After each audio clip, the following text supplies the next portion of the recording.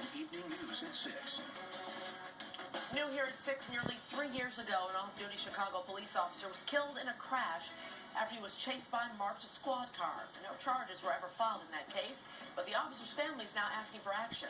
And WGN's Marcella Raymond is live with their story. Marcella.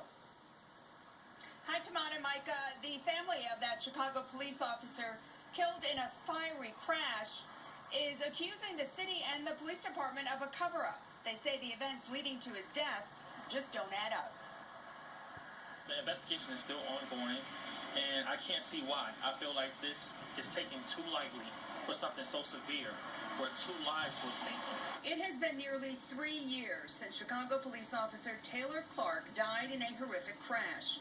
It was June 27th, 2017. Video shows Officer Clark being followed, then chased by undercover officers. It was minutes after his shift ended. The officers didn't put their lights and sirens on until blocks after the chase began. Clark did not stop. The officers claim they thought Clark's Jeep was involved in a crime, but that Jeep had already been impounded 17 days earlier. There's no reason why he wouldn't stop for a police officer. He was the police. Clark ran a red light at Roosevelt and Costner in North Lawndale and spun out of control, hitting another car driven by Shakita Adams. Both died. What's going on is the city is not telling the truth. They're hiding a lot. There's so much more to this story. A city spokesperson referred me to the Civilian Office of Police Accountability, or COPA. Months after the incident, COPA recommended the pursuing officer, Jamie Jaywar, be fired. Then Superintendent Eddie Johnson disagreed. Now the independent Chicago Police Board will hear the case once Jaywar is charged with violating police department policy. COPA said she drove in excess of the speed limit and failed to drive with due regard to the public safety. I pray and I hope that, with the new mayor and with the new superintendent, that they do an outstanding job at looking at this case, looking deep into this case and other cases that have been swept under the rug. Blaze Taylor has filed a wrongful death lawsuit against the city. The city has already settled with Shakita Adams' family.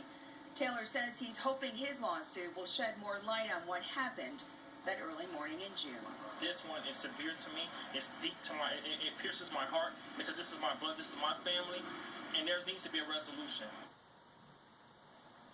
So CPD also referred me to COPA. So right now this whole case is in the hands of the Chicago Police Board, which after they get some sort of recommendation for violations of Officer Jaywar within the police department, they're getting that from the law department.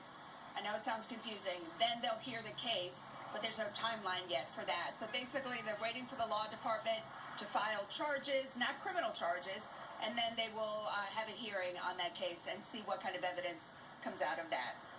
I'm live reporting, Marcella Raymond, WGN News.